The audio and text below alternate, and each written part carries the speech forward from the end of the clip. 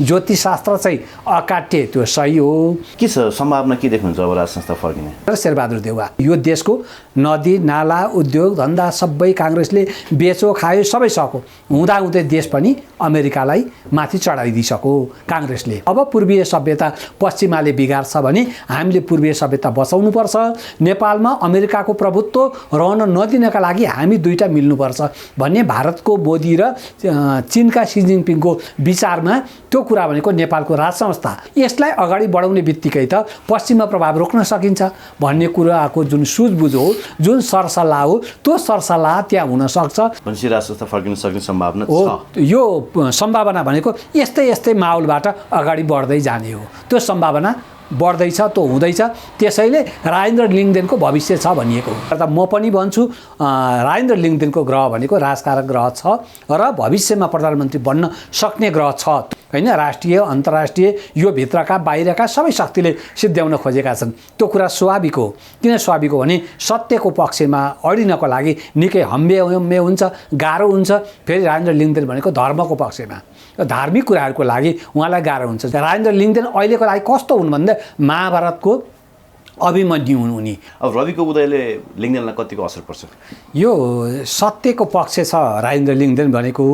रवि भनेको ढलफल भए, सङ्घीयता हट्ने दिन आउँछ, किनभने यो खर्च देशले धान्न सक्दैन। सङ्घीयताको पक्षमा जाने रवि लामिछाने कहाँबाट ठिक भए? धर्मनिरपेक्षताको पछाडि लागेर पश्चिमा मुलुकले आज नेपालमा कतिवटा क्रिस्चियन चर्चहरू बनाइसके। देशको अवस्था के भइसकेको छ? समाज कसरी भाँडिरहेको छ? पश्चिमाले धर्मलाई टेकेर कसरी समाज भाँडेको छ? यो सङ्घीयताको वकालत गर्ने काङ्ग्रेस छ, यसको वकालत गर्ने माओवादी छ, यसको वकालत गर्ने एमाले छँदैछ भनेदेखि सबै कुरा हुँदाहुँदै रवि लामिछानेको आवश्यकता किन? त्यसकारणले गर्दा रवि लामिछानेले तीनटा कुरा ठिक छ भन्ने हो भने लेखेर राख्नुहोस्, रवि लामिछानेको भविष्य छैन। अहिले तीनटा पार्टीलाई भनेको अलि अप्ठ्यारो अवस्था देखेको छु। एउटा रवि लामिछाने, अर्को भनेको माधव कुमार नेपाल, अर्को बाबुराम भट्टराई। यी तीनटाको भविष्य भनेको चाहिँ मैले त्यति सुमधुर राम्रो देखेको छुइनँ। रवि लामिछानेको सञ्चार क्षेत्र जस्तो बलियो चाहिँ राजनीति क्षेत्र होइन। अबको निर्वाचन पछाडि ओली प्रधानमन्त्री हुन्छन् कि शेरबहादुर देउवा? 5 दलीय गठबन्धन भत्कियो भने यसमा के हुन्छ भनेदेखि ओली र प्रचण्डको सम्भावना बढी हुन्छ। त्यसपछि गएर यदि यो 5 दलीय गठबन्धन रहिरह्यो भने काङ्ग्रेस र प्रचण्डकै सम्भावना हुने हो। त्यसकारणले गर्दा यी सम्भावना हामीले भन्ने कुराहरू हुन्छन्। त्यो बेलासम्ममा दुवै हातमा लड्डु चाहिँ प्रचण्डको मात्रै रहेछ। प्रचण्डको छ। उनको ग्रह राम्रो भएर प्रचण्ड भनेका हुन्। ग्रह राम्रो हो, मैले पनि हेरेको छु। राजग्रह परेका छन्, बलवान योग छ उनको। त्यसकारणले गर्दा देशको साँचो जहिले पनि घुमिफिरी प्रचण्डमा पुगिरहन्छ।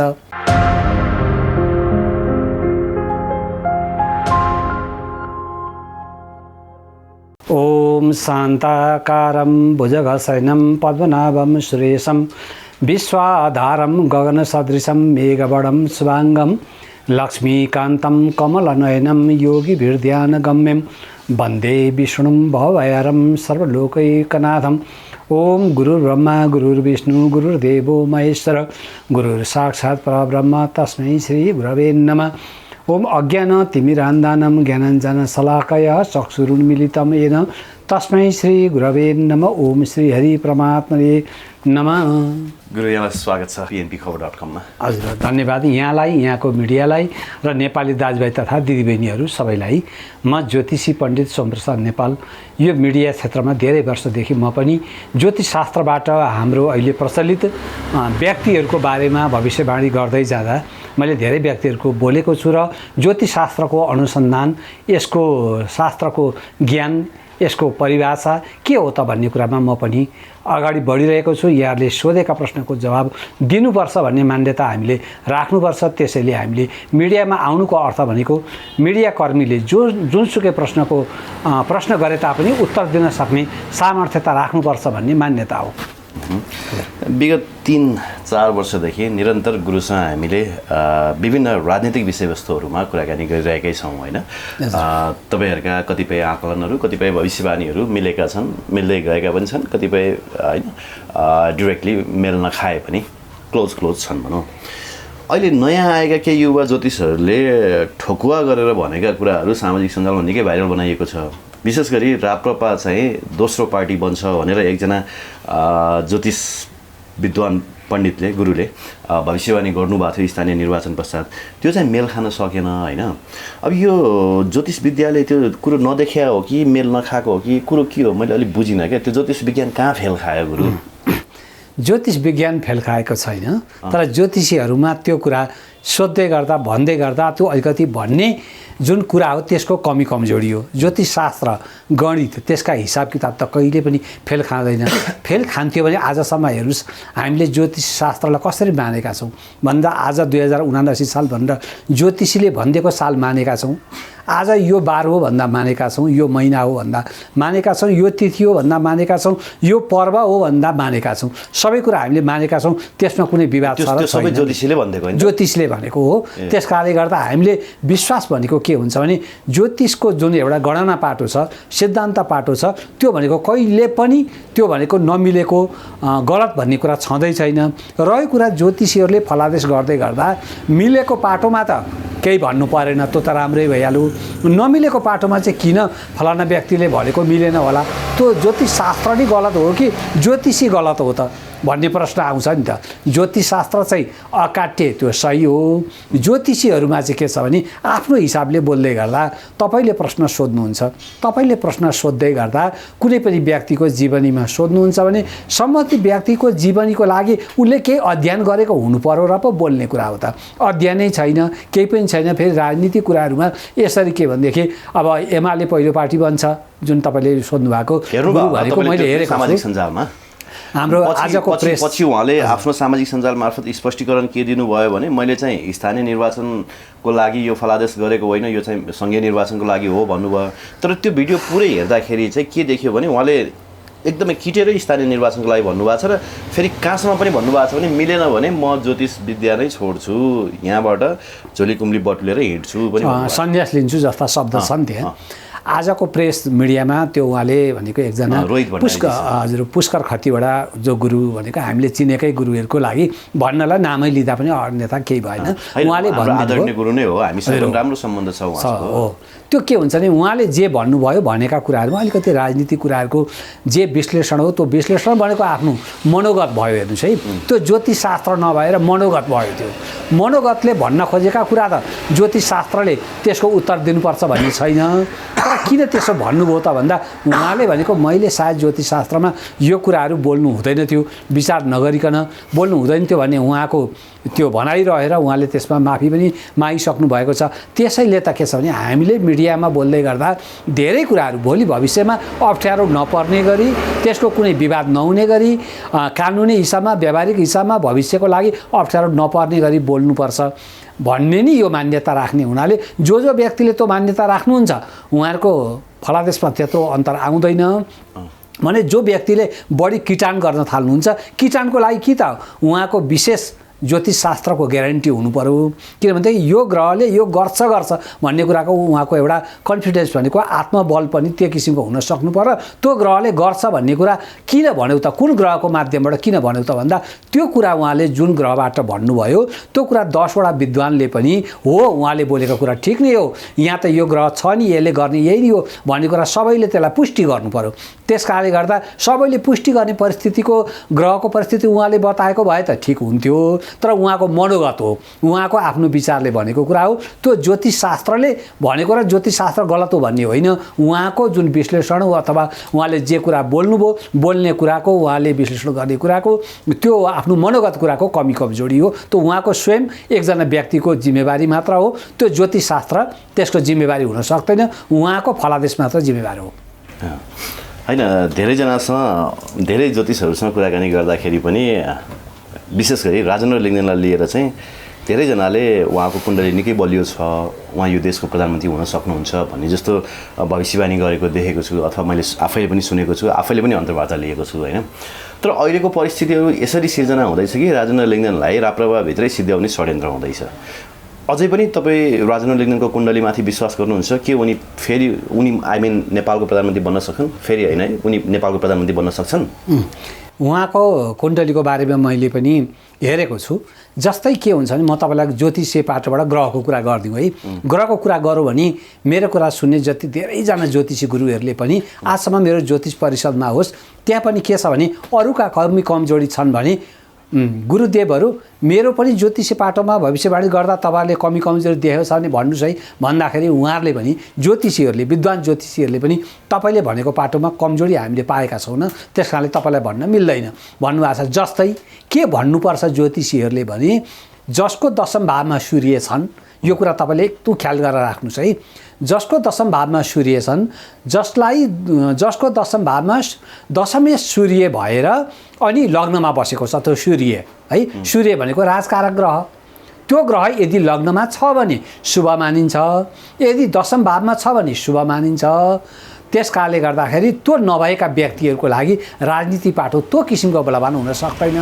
राजेन्द्र लिङ्गदेनको भनेको लग्नमा भनेको सूर्य भदौ महिनाको जन्म छ र सूर्य लग्नमा बसेका छन्, दशमेश शुक्रसँग गएर बसेका हुनाले उनको राजकारक ग्रह छ।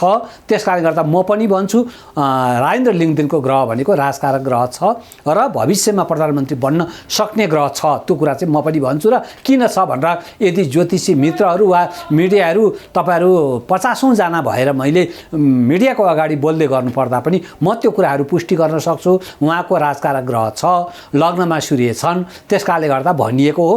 त्यो के भनेदेखि जस्तो उहाँ हिजो अस्ति भर्खर आउनुभयो, यो पार्टीको सभापति बन्नुभयो, अध्यक्ष बन्नुभयो, यदि राजकारक ग्रह थिएन भने यो एउटा के भने राष्ट्रिय पार्टीको एउटा अध्यक्ष बन्न सक्ने त्यो पनि सामान्य कुरा होइन, चान्चुने कुरा होइन। त्यस कारणले गर्दा एउटा पाटोमा उहाँ आइसक्नुभयो, अब दोस्रो पाटोमा अब प्रधानमन्त्री बन्न सक्ने, उहाँको नेतृत्वमा सरकार बन्न सक्ने ती पार्टीहरू आए। त्यो त के भने भर्खरै एउटा उदाएको सूर्यले बिस्तारै बिस्तारै जब बिहान 5 बजे 6 बजे सूर्य उदाउँछन् भने मानिलिनु सूर्यको पावर सबैभन्दा कडा कहिले हुन्छ? 12 बजे हुन्छ। किनभनेदेखि त्यो सूर्य उदाएको बेलामा कलिलो सूर्य हुन्छन्, सामान्य राप हुन्छ, सामान्य ताप हुन्छ। जब सूर्यको पावर बढ्दै बढ्दै बढ्दै जान्छ अनि तपाईँले विचार गर्नुहोला 10 बजेदेखि माथि 1 बजेसम्मको पावर सबैभन्दा बलवान हुन्छ, विशेष 12 बजेको पावर बढी बलवान हुन्छ। त्यस कारणले गर्दा उहाँको अवस्थिति, उहाँको पावर बढ्दैछ, हुँदैछ। त्यस कारणले गर्दा राजेन्द्र लिङ्गदेन एक दिन भनेको प्रधानमन्त्री बन्न सक्ने योग्य कुण्डली भएको व्यक्ति हो। यो कुरा भनेको ज्योतिष शास्त्रको आधारले म कुनै पनि विद्वान गुरुहरूको अगाडि वा मिडियाको अगाडि म बोल्न सक्छु। किनभने त्यो बोल्ने कुरा हाम्रो सम्बन्धित व्यक्तिको कुण्डली पाएपछि त्यो बारेमा चाहिँ त्यसरी बोल्नुपर्छ। र यो कुरा तपाईँले भन्नुभयो जस्तै उहाँको यदि छ भने अहिले त्यो परिस्थिति छ त उहाँलाई सिद्ध्याउन खोजेका छन् हैन, राष्ट्रिय अन्तर्राष्ट्रिय यो भित्रका बाहिरका सबै शक्तिले सिद्ध्याउन खोजेका छन्। त्यो कुरा स्वाभाविक हो। किन स्वाभाविक हो भने सत्यको पक्षमा अडिनको लागि निकै हम्बे हुन्छ, गाह्रो हुन्छ। फेरि राजेन्द्र लिङ्गदेन भनेको धर्मको पक्षमा, धार्मिक कुराहरूको लागि उहाँलाई गाह्रो हुन्छ। जस्तै तपाईँको भारतमा यत्रो पावर भएका प्रधानमन्त्री मोदी छन्, तपाईँले भर्खरै सुन्नुभयो होला, थाहा पाउनुभयो होला। त्यहाँको एकजना भाजपाको एकजना व्यक्तिले चाहिँ यो मुस्लिम धर्मको बारेमा सामान्य कुरा उनले के बोलेको थियो, त्यसमा भनेको 56 देशका मुस्लिम राष्ट्रहरू एकैचोटि खनिए। त्यसपछि भनेको उनलाई निलम्बन पनि गर्नुपर्यो, पार्टीबाट निष्कासित पनि गर्नुपर्यो। यो धर्मको पक्षमा पश्चिमा मुलुकहरूले नेपालको पूर्वीय सभ्यता, चाइनाको पूर्वीय सभ्यता, यी दुईटा सभ्यतालाई भनेको पश्चिमा मुलुकले सत्यानाश गर्नका लागि प्रयत्नरत छ। युरोपियन युनियन, भारतीय काङ्ग्रेस आई, यी भनेका चाहिँ के भने नेपालको पूर्वीय सभ्यता, भारतीय सभ्यता, चीनको सभ्यता, यो सभ्यता सत्यानाश गर्नका लागि युरोपियन युनियन, भारतीय काङ्ग्रेस, अमेरिकन लगायत व्यक्तिहरू लागेका छन्। त्यस कारणले गर्दा यत्रो संसारका शक्तिशाली पावर भएका व्यक्तिहरू यिनीहरू लागेका छन्, राष्ट्रिय अन्तर्राष्ट्रिय लागेका छन्। नेपालमा पनि यो अब जति पश्चिमाको प्रभाव परेका काङ्ग्रेस भन्नुहोस्, माओवादी भन्नुहोस्, एमाले भित्रका व्यक्ति भन्नुहोस्, राप्रपाका कमल थापा लगायत व्यक्ति भन्नुहोस्, यी व्यक्ति पनि राजेन्द्र लिङ्गदेनको पछाडि परेका छन्। त्यस कारणले गर्दा राजेन्द्र लिङ्गदेन अहिलेको लागि कस्तो हुन् भन्दा महाभारतको अभिमन्यु हुन् उनी। अभिमन्यु के भएको थियो? अभिमन्यु एक्लै भनेको सबैलाई परास्त गरेका थिए, गर्न सक्थे, तर 6 वटा 7 वटा हस्ती भनेको पारुवाला व्यक्ति चाहिँ उनलाई छेकेर अनेकौँ तरिकाले हात हतियार भाला इत्यादि कुराले त्यो युद्धमा चाहिँ उनलाई नराम्रो किसिमको मृत्यु गराए। त्यस्तै के हुन्छ भनेदेखि एउटा सत्यको पक्षमा उभिएको व्यक्ति, त्यो व्यक्तिको लागि असत्यले वरिपरि छेकेको छ। किनभनेदेखि उनी धर्मको पक्षमा छन्, पूर्वीय सभ्यताको पक्षमा छन्। त्यस कारणले गर्दा त यो पूर्वीय सभ्यता मास्नको लागि सबैभन्दा उद्यत को हो त भन्दा नेपालमा भनेको सबभन्दा बढी प्रभाव परेको भारतीय काङ्ग्रेस आई, जसलाई समर्थित भनिन्छ। त्यसपछि भनेको युरोपियन युनियन, अमेरिकन देश, यी भनेको पूर्वीय सभ्यतालाई सत्यानाश गरेपछि मात्र आफ्नो वर्चस्व कायम हुन्छ भन्ने यिनीहरूले बुझेका छन्। धर्मको पाटोबाट छिरेका छन् भित्र, र नेपाली सभ्यतालाई, पूर्वीय सभ्यतालाई, चाइनिज सभ्यतालाई, भारतीय सभ्यतालाई चाहिँ यिनीहरूले सत्यानाश गर्न खोजेका छन्। त्यही भित्र भनेको चाहिँ राजेन्द्र लिङ्गदेन पर्छन्। त्यस कारणले गर्दा राजेन्द्र लिङ्गदेनलाई असफल पार्न, पार्टीभित्रै सिद्ध्याउन इत्यादि कुराहरू भनेको यिनीहरू लागेका छन्। यो कुरा भनेको राजनीति बुझेका व्यक्तिले, जो राजनीतिको विश्लेषण गर्छ, राष्ट्रिय अन्तर्राष्ट्रिय परिस्थिति बुझेका यी व्यक्तिले मात्र गर्न सक्छन्। होइन सामान्य तरिकाले एउटा सामान्य ज्योतिषलाई तपाईँले सोध्नुभयो भने यस्ता प्रश्नको उत्तर सबैले दिन सक्दैन। किनभने ज्योतिष पनि बुझ्नुपर्छ, राजनीति पनि बुझ्नुपर्छ, राष्ट्रिय अन्तर्राष्ट्रिय परिस्थिति आज नेपालमा के भइरहेको छ, विश्वमा के भइरहेको छ, यी सबै कुरा बुझ्नुपर्छ र बल्ल बोल्न सहज हुन्छ, सबैतर्फबाट सहज हुन्छ। उनी भनेको राजनेता छन्, राजग्रह परेको छ, एक दिन प्रधानमन्त्री बन्न योग्य छन्। त्यसकारणले गर्दा उनलाई त्यही योग्य छन् भनेरै पूर्वीय सभ्यता उठ्छ भनेरै सबैतर्फबाट उनलाई आक्रमण भएको हो। यो परिस्थिति यहाँले बुझ्नु होला। अब राजेन्द्र लिङ्गदेन उदाउँदै गर्दाखेरि बालन शाहको उदयले उनी अलिक छायामा परे। अब अहिले रवि लामिछानेको उदयले त उनी झन् धेरै छायामा परे। राजेन्द्र लिङ्गदेन प्रधानमन्त्री बन्छन् भन्दै गर्दा जनताहरूले त अब रवि लामिछाने प्रधानमन्त्री बन्नुपर्छ भनेर माग उठाउन थालिसके, आवाज उठाउन थालिसके होइन। अब रविको उदयले लिङ्गदेनलाई कतिको असर पर्छ? यो सत्यको पक्ष छ। राजेन्द्र लिङ्गदेन भनेको, रवि भनेको ढलफल भए, यिनी भनेको ढलफल भए। यिनको बुद्धि भनेको अहिले जे छ नि, यो एउटा सुझबुझपूर्वक बुद्धि छैन है, अपरिपक्व बुद्धि छ। यो कता कता के सनकको भरमा अगाडि बढे जस्तो छ। त्यस कारणले गर्दा रवि लामिछानेको अहिलेको जे हो, मैले अहिले तीनटा पार्टीलाई भनेको अलि अप्ठ्यारो अवस्था देखेको छु। एउटा रवि लामिछाने, अर्को भनेको माधव कुमार नेपाल, अर्को बाबुराम भट्टराई। यी तीनटाको भविष्य भनेको चाहिँ मैले त्यति सुमधुर राम्रो देखेको छुइनँ। किन भन्नुहुन्छ भने यदि रवि लामिछानेले नेपालको विकृति र विसङ्गतिका विरुद्धमा आएका हुन् भने, पहिलो कुरा तपाईँले बालेनको कुरा गर्नुभयो, बालेनका कुरा टुङ्ग्याइदिउँ। बालेन भनेको एउटा इन्जिनियर, उनीसँग भिजन छ, उनले केही गर्न सक्छन्। दोस्रो पाटो भनेको उनी काठमाडौँको सभ्यता जुन छ नि, सभ्यतालाई संरक्षण गर्नुपर्छ भनेर लागेका हुनाले यहाँको स्थानीय, यहाँको सरकारले, यहाँको व्यक्तिले साथ दिनुपर्ने बाध्यता छ।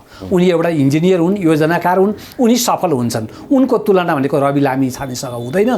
कहाँबाट एउटा इन्जिनियर व्यक्ति, एउटा कहाँ +2 गरेको व्यक्ति। त्यो हुनाले अब रवि लामिछानेको लागि त्यति ठुलो कुरा भनेको अब अहिले जस्तो सामाजिक सञ्जालमा, फेसबुकमा रवि लामिछाने हाई भन्दैमा सबै कुरा हुँदैन। किनभने नेपालमा एमसिसी रोक्नलाई यत्रो शक्ति लाग्दा त अमेरिकाले एमसिसी पास गरायो भने रवि लामिछानेको पछाडि फेसबुकमा बुरुक उफ्रेर त्यसले ठुलो प्रभाव पार्दैन। हेर्नुहोस् है, छेडे पार्छ। मान्नु होला, लु काठमाडौँको एउटा क्षेत्रबाट उनले जिते भन्दैमा यो देशमा के फरक पर्छ त? एउटा व्यक्ति आएर संसदमा एउटा व्यक्ति आएर के हुन्छ? अब उनले यदि राष्ट्रिय पार्टी बन्नका लागि, सबै जनताको मन लिनको लागि के गर्नुपर्छ भन्दा उनको कमजोरी पनि म भन्छु। जस्तै उहाँले भन्नुभएको कुरा के छ भने प्रत्यक्ष निर्वाचित प्रधानमन्त्री, लो त ठिक छ। त्यसपछि भनेको प्रत्यक्ष निर्वाचित भनेको मुख्यमन्त्री अरे। आज देशलाई भनेको सङ्घीयता गाँडो भएर यो सङ्घीयताको कारणले देश टाढपल्टिसक्यो। यो परिस्थितिमा यो सङ्घीयता खारेज गर्नुपर्छ भनेर एमाले जस्ता व्यक्तिहरू पनि भित्रभित्रबाट बोलिरहेका छन् उनीहरू। त्यसपछि माओवादीलाई पनि थाहा छ सङ्घीयताले देश धानिँदैन होला, यो हुँदैन होला, भित्रभित्र उनीहरूलाई पनि थाहा छ, काङ्ग्रेसलाई पनि थाहा छ, सबैलाई थाहा छ। यो जबरजस्ती लादिएको कुरा हामीले स्वीकार गर्नु परेको, यो हाम्रो एजेन्डा नि होइन। उनीहरू भन्दैछन् भने आज रवि लामिछाने आएर यो सङ्घीयताको बारेमा उनले अगाडि बढ्दै गर्दा, त्यसमा उनी छु भन्दै गर्दा जनताले यसलाई राम्रो मान्ने? सबैभन्दा कमजोरी यिनको कहाँ भयो भन्दा जब सङ्घीयता ठिक छ भन्ने, गणतन्त्र ठिक छ भन्ने, धर्मनिरपेक्षता ठिक छ भन्ने कुरा उनले जे कुरा गरे नेपाली जनतालाई मन नपरेको र यो नेपाली जनताद्वारा अनुमोदन नभएका यी तीनटा व्यवस्था हुन्। हेर्नुहोस्, किनभनेदेखि यो 12 बुँदे सहमतिमा, यो राजाको सहमतिमा, 5 बुँदे सहमतिमा यी कुनै पनि कुरा छैनन्। नभएको हुनाले नेपाली जनतालाई लादेको कुरा नेपाली जनतालाई चित्त बुझेको छैन। पार्टीले भित्रभित्रै यसको विरोध गरिरहेका छन्। यो हामीलाई लादिएको कुरा हो, हामीले मानेको हो, बाध्यताले मानेको हो। केपी शर्मा ओलीले मैले स्वयं इन्टरभ्यूमा बोलेको सुनेको छु। यो हामीले कहीँ पनि माग थिएन, हामीले मानिदिएका मात्र हौँ। यो कहीँबाट आयो, हामीले मानिदिएका हौँ भनेर ठुल्ठुला पार्टीले जसले बुझेका छन् उनीहरूले भन्ने यो सङ्घीयताले देश टाट पल्ट्यो, ठेक्न सकिँदैन भनेर भन्ने आज रवि लामिछाने चाहिँ कहाँबाट आएर चाहिँ सङ्घीयता पाल्छन्? त्यस कारणले गर्दा यिनको अपरिपक्व बुद्धि यसैमा मैले देखेको छु। त्यस कारणले गर्दाखेरि यस्तो खाले कुराहरू ल्याएर राजनीतिमा हाइहाइ हुँदैन, हेर्दै जानु होला। कुनै पनि बेला के हुन्छ भने एउटा मान्छेको मासले कसैलाई हाइहाइ बनाउला, तर के हुन्छ त्यसको कालान्तरमा त्यो कुरा टिकाउ हुन्छ त भन्दाखेरि त्यो टिकाउ हुँदैन। हेर्नु होला, एक दिन न एक दिन यो सङ्घीयताको कारणले गर्दा सङ्घीयता हट्ने दिन आउँछ, किनभने यो खर्च देशले धान्न सक्दैन। सङ्घीयताको पक्षमा जाने रवि लामिछाने कहाँबाट ठिक भए? किनभनेदेखि उनले त्यसको पुष्टि गर्नुपर्छ होइन। गणतन्त्र पनि ठिक भन्ने, सङ्घीयता पनि ठिक भन्ने, धर्मनिरपेक्षता पनि ठिक भन्ने। धर्मनिरपेक्षताको पछाडि लागेर पश्चिमा मुलुकले आज नेपालमा कतिवटा क्रिस्चियन चर्चहरू बनाइसके। देशको अवस्था के भइसकेको छ, समाज कसरी भाँडिरहेको छ, पश्चिमाले धर्मलाई टेकेर कसरी समाज भाँडेको छ, यो कुरा नबुझिकन सबै कुरा ठिक छ भन्ने हो भने यो सङ्घीयताको वकालत गर्ने काङ्ग्रेस छ, यसको वकालत गर्ने माओवादी छ, यसको वकालत गर्ने एमाले छँदैछ भनेदेखि सबै कुरा हुँदाहुँदै रवि लामिछानेको आवश्यकता किन? त्यस कारणले गर्दा रवि लामिछानेले तीनटा कुरा ठिक छ भन्यो भने लेखेर राख्नुहोस्, रवि लामिछानेको भविष्य छैन। त्यस कारणले गर्दा सुझबुझ साथ अगाडि बढ्नुपर्छ। यिनको रवि लामिछानेको सुझबुझ पुगेन भन्ने मेरो भनाइ हो। किनभनेदेखि मलाई पनि रवि लामिछाने आउँदै गर्दा म काठमाडौँको एउटा मतदाता हो, म पनि उनलाई दिन्छु भनेर म यो हिसाबमा एउटा खुसी भएर बसेको थिएँ। मैले बुझेको थिएँ सायद उनी राजेन्द्र लिङ्गदेनको पार्टीमा जानेछन्, त्यहाँ गइसकेपछि अहिलेका विकृति विसङ्गतिका विरुद्धमा उनले बोल्नेछन्, अगाडि बढ्नेछन्, धर्म र पूर्वीय सभ्यता बचाउनेछन्, जोगाउनेछन् भन्ने मेरो विचार थियो र उनलाई भोट दिनुपर्छ भनेर म पनि तम तयार बसेको व्यक्ति। आज मेरो मन उनले जसरी दुखाएका छन्, हामी नेपाली जनताको मन धेरैको दुखाएका छन्। नबुझ्ने व्यक्तिले हाई रवि भन्लान्, बुझ्ने व्यक्तिले यी तीनटा व्यवस्था ठिक छ भन्ने व्यक्तिलाई ठिक छ भन्न सकिँदैन। तर समानुपातिकमा त राप्रपाको भन्दा धेरै सिट ल्याउँछु भन्ने उहाँहरूको आशा छ अरे त। अब यो के हुन्छ भने समानुपातिकमा हेर्दै जानु होला। अहिले समानुपातिकमा के हुन्छ त भन्दा सबभन्दा पहिले भनेको राष्ट्रिय पार्टी बन्नलाई 3% पुग्नुपर्छ। 3% पुग्ने भनेको चाहिँ विशेष गरेर भनेको लगभग अबको 6 लाख जति आउनुपर्छ। त्यस कारणले गर्दाखेरि अब यो पार्टी खोलेको चाहिँ किनभने समानुपातिक भोट पनि खेर नजाओस् भनेर हो। अब यही बाटोमा भनेको उनले यसैको प्रचार गर्दै गए भने उनको त्यो सम्भावना भनेको कम हुन्छ। जस्तै के भने एउटा माहौल हिम हुन्छ, त्यो हिम चाहिँ कस्तो भने जसरी यो बालेन शाहलाई अलिकति मिडियाले भित्रभित्रै तयारी गरेको थियो भन्ने जुन एउटा हामीले सुनेका छौँ नि, किनभने यिनी आउनुपर्छ भनेर यो अहिलेका पार्टीहरूको विरुद्धमा उनलाई ल्याउनका लागि मिडियाको एउटा राम्रो किसिमको प्रचारबाजी थियो अथवा उनले मिडिया तयारी भएको थियो भन्ने जुन किसिमको कुरा हो। त्यस्तै गरी के हुन्छ भने रवि लामिछानेको लागि भनेको कुनै पनि एउटा हुइम, पश्चिमाले चलाएको हुइम वा काङ्ग्रेसका आई भनेको जुन भारतको रहले चलाएको हुइम हो भने, सिआइएले चलाएको हुइम हो भने, अथवा यो पश्चिममा मुलुकहरू जुन छन् नि युरोपियन युनियन, यिनीहरूले चलाएको हुइम हो भने त्यसले केही अलिकति हावा धक्का त दिन्छ। तर यो के भनेदेखि यो टिकाउ चाहिँ हुँदैन। त्यस कारणले गर्दाखेरि उनले अझै पनि बिग्रेको केही पनि छैन। पार्टी खोले के गर्दा चाहिँ नेपाली जनताको मन चुन्न सकिन्छ, कुन पार्टीमा गएर मर्जर भएर कुन पार्टीमा एकता गरेर चाहिँ अगाडि बढ्न सकिन्छ। नेपाली जनताको के छ त, उनले पार्टी खोलेपछि त्यसका प्रतिक्रिया के छन् त, क्रिया प्रतिक्रिया के छन् त, राम्रा के छन्, नराम्रा के छन्, यो कुरा राम्रो तरिकाले मनन गरेर रवि लामिछानेले अगाडि कुन पार्टीमा जाँदा अथवा के गर्दा, आफ्नै पार्टीमा बस्दा के गर्ने, कुन एजेन्डालाई मुख्य एजेन्डा बनाउने र जनतालाई चित्त बुझाउने, अथवा कुन पार्टीमा गएर एकता गर्दा राम्रो हुन्छ भन्ने कुरा राम्रो सोच्ने बुझ्ने मौका छ। यही तरिकाले अहिले भने जस्तै सङ्घीयता ठिक छ, मुख्यमन्त्री चाहिँ भनेको यसरी प्रत्यक्ष त हुनुपर्छ, अनि गणतन्त्र पनि ठिक छ, सङ्घीयता पनि ठिक छ, धर्मनिरपेक्षता पनि ठिक छ भन्ने हो भने चाहिँ त्यो कुनै पनि किसिमको भविष्य भएको पार्टी भएन। यस कुरामा चाहिँ मेरा के गल्ती कमजोरी छन् र मैले पार्टी खोलेपछि क्रिया प्रतिक्रिया कस्तो आयो त त्यो कुराको मैले हेरौँ, मनन गरौँ भनेर अगाडि बढ्ने हो भने रविको अहिले पनि समय छ। भर्खर जन्मिँदै गरेको जुन बच्चा हुन्छ त्यो बच्चालाई संरक्षण गर्नुपर्छ, सबैले हौसला दिनुपर्छ, टेकाउनुपर्छ। तर के भने सुझबुझ चाहिँ राम्रो हुनु पर्यो है। किनभने मिडिया क्षेत्रमा गएर जुन क्रेज बनाएको थियो, जुन रवि भनेर सबैले हाइहाइ गरेका छन्, त्यो हिसाबमा भनेको त्यही राजनीतिमा आएर जस्ताको तस्तै हुन्छ भन्ने कुरा चाहिँ नलिउँ। किनभने एउटा क्षेत्रबाट मान्छे हाइहाइ भएको अर्को क्षेत्रमा त्यस्तै हुन्छ भन्ने कुराहरू आउँदैन, फरक पनि पर्छ। किनभनेदेखि कुनै समयमा रन्जु दर्शनाको के थियो, हामी सबैले योभन्दा अगाडि अगाडिको चुनावमा हामीले देखेका हौँ रविन्द्र मिश्रको के थियो भनेदेखि आज ती कहाँ गए त, कुन ठाउँमा हरायो त भन्दाखेरि अलिकति गन्तव्य पहिल्याउन सकिएन भने चाहिँ कता कता हराइन्छ है, एकचोटि फेमस भएर पनि हराइन्छ। त्यस कारणले गर्दा अझै पनि रविलाई एउटा समय छ, सुझबुझको समय छ, सबै कुराहरू राम्रो नराम्रो कुरा बुझ्ने समय छ, समाहित हुने समय छ, जनतालाई चित्त बुझाउने समय छ। उनले यो गरून्, यसैमा कल्याण हुन्छ। किनभनेदेखि भोलि भविष्यमा आउने चुनावमा मैले पनि रविलाई भोट दिने परिस्थिति बनोस्। कुण्डली चाहिँ कस्तो छ रवि लामिछानेको? रवि लामिछानेको कस्तो भने राजकारक ग्रह त त्यस्तो छैन है।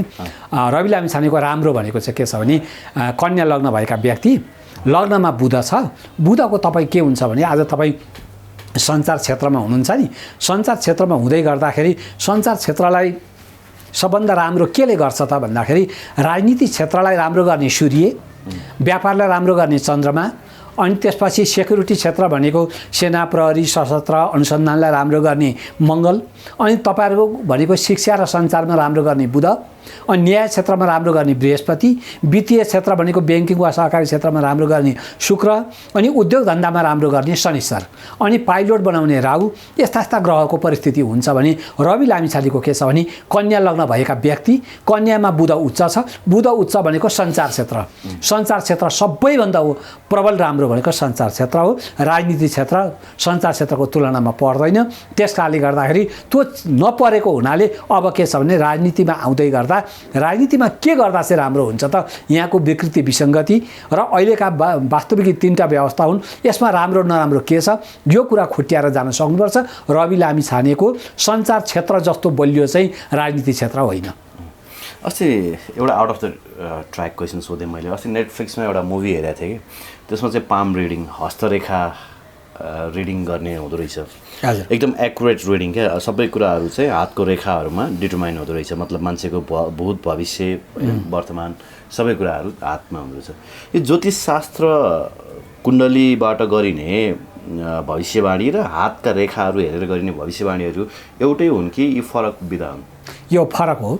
ज्योतिषशास्त्र भनेको एउटा गणित हुन्छ यसमा है। कुन चाहिँ नि पर्फेक्ट हुन्छ? यो कस्तो भने पहिलो कुरा त ज्योतिष नै हुन्छ, हस्तरेखा भन्दा ज्योतिष नै हुन्छ। हस्तरेखा भनेको चाहिँ के छ भने कहिलेकाहीँ अनुमानले पनि बोल्नुपर्छ होइन। हो भाग्यमानीका हस्तरेखा राम्रा हुन्छन्, उसको अनुहार नै उज्यालो हुन्छ, उसका हातपाउ त्यही किसिमका हुन्छन्, उसका हातमा भएका जुन रेखाहरू हुन्छन् ती रेखा त्यही किसिमका हुन्छन्, राम्रा रेखाहरू बनेका हुन्छन्, भाग्य रेखाहरू राम्रा कोरिएका हुन्छन् भनेदेखि त्यो एउटा पाटो भयो भने मुख्य कुरा यो के भने ज्योतिषशास्त्र भनेको चाहिँ विशेष गरेर हाम्रो पूर्वार्ध कर्मको आधारमा हामी जन्मिएको बेलामा जुन जुन ग्रह जहाँ जहाँ बसे त्यो ग्रह बसेको हुनाले त्यसले राजकारक ग्रह बनायो कि अथवा त्यो भनेको व्यापारी ग्रह बनायो कि अथवा कस्तो ग्रह बनायो त भन्ने कुरा चाहिँ ज्योतिषशास्त्रको जुन कुण्डली चिना भनिन्छ त्यो चिनाको आधारमा हेरिन्छ। सबैभन्दा भनेको विश्वासयोग्य शास्त्र भनेको ज्योतिषशास्त्र नै हो। हस्तरेखा दोस्रो नम्बरमा मान्नु होला। हस्तरेखाका जुन विद्वानहरू अथवा हस्तरेखाबाट व्यवसाय चलाएका व्यक्तिहरू अहिले नेपालमा त्यस्तो किसिमका छैनन्, सामान्य छन्। ज्योतिषीहरू धेरै छन्। ज्योतिषको बारेमा भनेको यो ज्योतिषशास्त्रको लागि अमेरिकामा गएर बेलायतमा गएर विश्वका जुनसुकै देशमा गएर पनि यो ज्योतिषशास्त्रको बारेमा बोल्न सकियो, भन्न सकियो। तर हस्तरेखा भनेको त्यो चाहिँ के छ भने एउटा अलिकति अनुमानित पनि हुन्छ। त्यसमा हुन्छन् रेखा हुन्छन्, सबै कुरा हुन्छ, भाग्यमानीका राम्रा कुरा हुन्छन्, तर ग्यारेन्टी तोक्ने खाले कुरा चाहिँ अलिकति हस्तरेखाको पाटोमा अलिक कमजोरी हुन्छ। किनभने मेरो क्षेत्र ज्योतिष भएको हुनाले मैले हस्तरेखाको लागि सबै 100% सबै कुराहरू यो हो भनेर भन्ने कुरा भन्दा पनि मेरो लागि भनेको र हस्तरेखा भन्दा ज्योतिष नै राम्रो हो। हस्तरेखा ज्योतिष विज्ञान अन्तर्गत पर्दैन? त्यो भनेको त्यसको एउटा कस्तो भनेदेखि अङ्ग हो। त्यो अङ्ग भनेको चाहिँ लगभग भनेको ज्योतिषशास्त्रलाई हस्त सामुद्रिक शास्त्र भन्छ है। सामुद्रिक शास्त्र र अनि ज्योतिषशास्त्र भनेको अलिकति फरकै शास्त्र हुन्। त्यस कारणले गर्दा लगभग यो कस्तो भने नङ र मासु जस्तै त नभनौँ, लगभग दाजुभाइ जस्तो मिल्दोजुल्दो भए तापनि हाम्रो प्रचलनमा रहेको चाहिँ ज्योतिषशास्त्र नै हो, हस्तरेखा शास्त्र होइन। किन हस्तरेखाबाट न तिथि बार नक्षत्र व्यक्तिको ग्रह दशा यो केही पनि देखिने भन्ने कुरा होइन। भनेदेखि ज्योतिषशास्त्रबाट सबै कुरा हुन्छ भने ज्योतिषशास्त्र जस्तो पर्फेक्ट कुनै पनि होइन। अब फेरि एकपटक वाम गठबन्धनको कुरा चलिरहेको छ, वाम एकताको कुरा होइन। यो कतिको सम्भावना छ होइन? ओलीको, प्रचण्डको र माधव नेपालको भविष्य के होला त?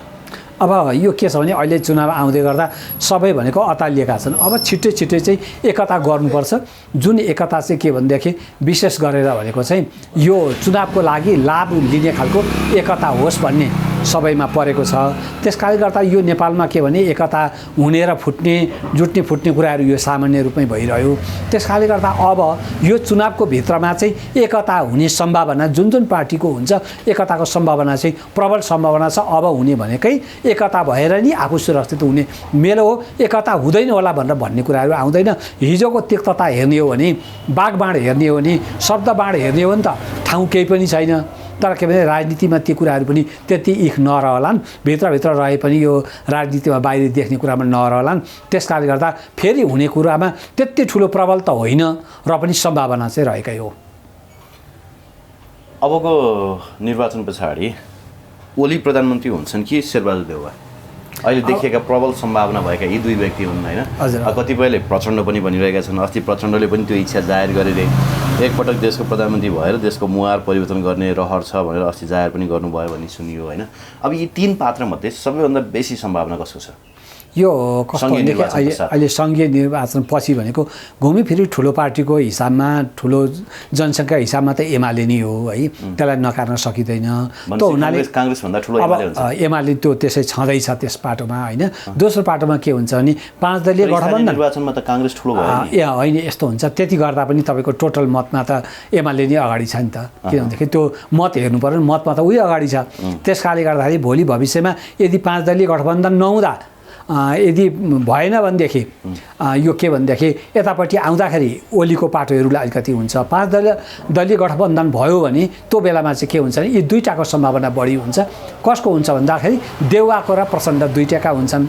जब 5 दलीय गठबन्धन रहिरह्यो भने यी दुईटाका सम्भावना बढी हुने भए मैले सम्भावना शब्द प्रयोग गरेर छु है। यहाँले अन्यथा नलिनु होला। किनभनेदेखि यो मिडियामा बोलिरहनुपर्छ। भोलि तपाईँहरू आउनुहुन्छ मैले पनि बोलिरहनुपर्छ। त्यस कारणले गर्दाखेरि 5 दलीय गठबन्धन भत्कियो भने यसमा के हुन्छ भनेदेखि ओली र प्रचण्डको सम्भावना बढी हुन्छ। त्यसपछि गएर यदि यो 5 दलीय गठबन्धन रहिरह्यो भने काङ्ग्रेस र प्रचण्डकै सम्भावना हुने हो। त्यस कारणले गर्दा यी सम्भावना हामीले भन्ने कुराहरू हुन्छन्। त्यो बेलासम्ममा दुवै हातमा लड्डु चाहिँ प्रचण्डको मात्रै रहेछ। प्रचण्डको छ। किनभनेदेखि उनलाई सहज भनेको सुन्नु न सारा देश होइन। अब तपाईँहरू जस्ता बुद्धिजीवीहरू सारा देश होइन विद्वत व्यक्तित्वहरू प्रचण्डलाई खनै छन्। प्रचण्डलाई गाली गरेका छन् होइन। तर प्रचण्ड राजनीतिमा यति ठुलो मतलब किङ मेकरको रूपमा चाहिँ अगाडि आएका छन् कि उनको जहिले पनि उनको दुवै हातमा लड्डु। उनको ग्रह दशा चाहिँ कस्तो छ अलिकति बताइदिनु पर्यो। यो के भने नि प्रचण्डको यति बलवान राजग्रह हो कि तर उनले के भने त्यसको लागि भनेको दुरुपयोग गरे। त्यो एउटा राजनेता हुने खालको है विशेष व्यक्ति हुने खालको त्यो परिस्थितिको ग्रह त हो नि त। ग्रहलाई त कसैले होइन भन्न सक्दैन। किनभनेदेखि कतिवटा ग्रह उच्च भएर बसेका छन्। उनका 10 भावमा बृहस्पति उच्च छ। अनि राजकारक ग्रह भनेको शुक्र र शनिको सम्बन्ध बनेको छ। यस्तो बलियो ग्रह छ कि प्रचण्डको। तर के छ भने उनको दुर्भाग्य भनेको नेपालमा प्रचण्ड आइसकेपछि माओवादी आइसकेपछि नेपालको सभ्यता र संस्कृतिको छेद विच्छेद सत्यानाश भयो। किनभने विदेशीको प्रभाव यिनकै बन्दुकदेखि सुरु भयो कि विदेशीले आज यो अवस्थामा आउनुमा सबैभन्दा ठुलो दोष प्रचण्डको हो। किनभने माओवादी पार्टीको होइन भनेदेखि त्यो बेला त एमाले र काङ्ग्रेस त के भने अलिकति राज संस्थाको नजिक थिए। त्यो बेला ठुलो अप्ठ्यारो परिरहेको थिएन। प्रजातन्त्र आएको थियो 46 सालमा। त्योभन्दा ठुलो अप्ठ्यारो केही पनि परेको थिएन भनेदेखि जब यिनले बन्दुक उठाए विदेशीले बन्दुक उठाउन लायो उनको काँधमा बन्दुक भर्न लागियो। त्यो अवस्थामा भनेको देशको अवस्था छेद विच्छेद हुँदै गयो। आज देशको परिस्थिति हुनुमा सबैभन्दा जिम्मेवार प्रचण्ड हुन्।